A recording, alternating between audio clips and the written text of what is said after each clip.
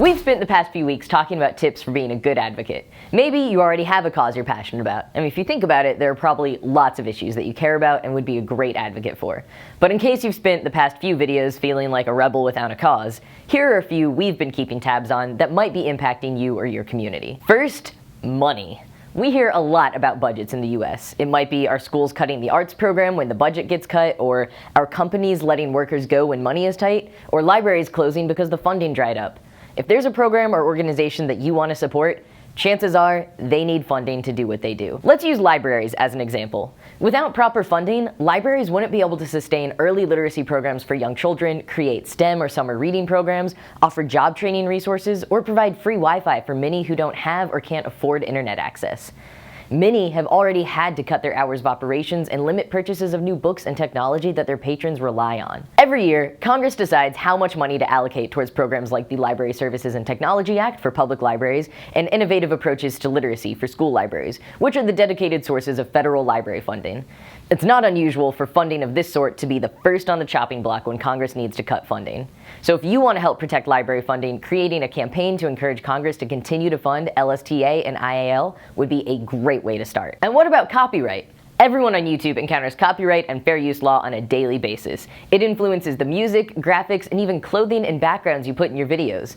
It also impacts fan fiction and fan art, and it decides what content libraries and teachers can share with you for free versus what they have to pay outside companies in order to give you access to it. Copyright laws can even have a big impact on which works can be made accessible to those with disabilities. If you want to help more books be accessible to the visually impaired, you could run a campaign in support of the Marrakesh Treaty. And if you want to investigate copyright more broadly, check out Recreate, a coalition of tech companies and public interest groups fighting for all of our rights to create. In addition to sharing, watching, and reading cool content, most of us also turn to the internet for a sense of community. But one of the big concerns when you're making friends and putting yourself out there online is privacy. I mean, it's stressful enough to think about your family finding your secret Tumblr, but can you imagine how you'd feel if the government started looking through your inbox without warning? Or if they created a backdoor that allowed them to access all the files and photos on your phone? What if they started looking through the records of every book you've ever checked out at the library, or the history on the library computer? It's not a very comforting thought. Most of us don't have information that we want other eyes peeking at, even if we haven't committed a crime. I mean, our bookmarked Game of Thrones fanfic, unshared selfies, and the number of times we've had to Google how to boil an egg is embarrassing enough. Believe it or not, the main law that protects your personal data, the Electronic Communications Privacy Act, hasn't been updated since it was written 30 years ago, which means it was primarily written to protect pre-World Wide Web messages about Punky Brewster. It also means that no matter what Olivia Benson tells you, law enforcement agencies don't have to have a search warrant before they can seize any part of your digital life if it's more than 6 months old. If you want to protect your 2 a.m. text messages and preteen era blog posts, get in touch with your representatives and tell them to pass Electronic Communications Privacy Act reform. Or you can check in with the Electronic Frontier Foundation or Fight for the Future and see what privacy and surveillance issues they're following right now. You can also advocate for the rights of marginalized groups, or yourself if you belong to one. Sadly, bills that seek to codify discrimination into law are brought before representatives at all levels of government on a monthly, if not weekly, basis. For example, a series of bills seeking to ban transgender people from using the restroom appropriate for their gender have been cropping up across the United States.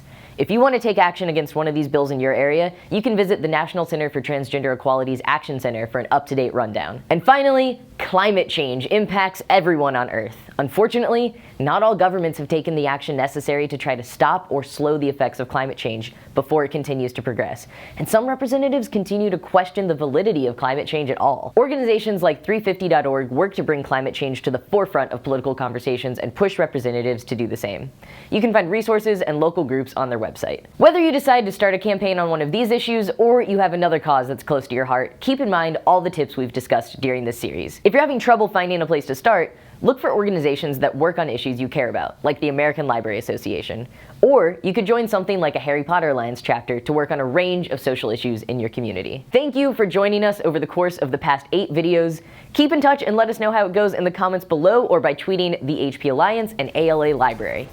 Whatever you decide to advocate for, we hope these videos have helped you take the plunge, and we can't wait to hear about everything you accomplish.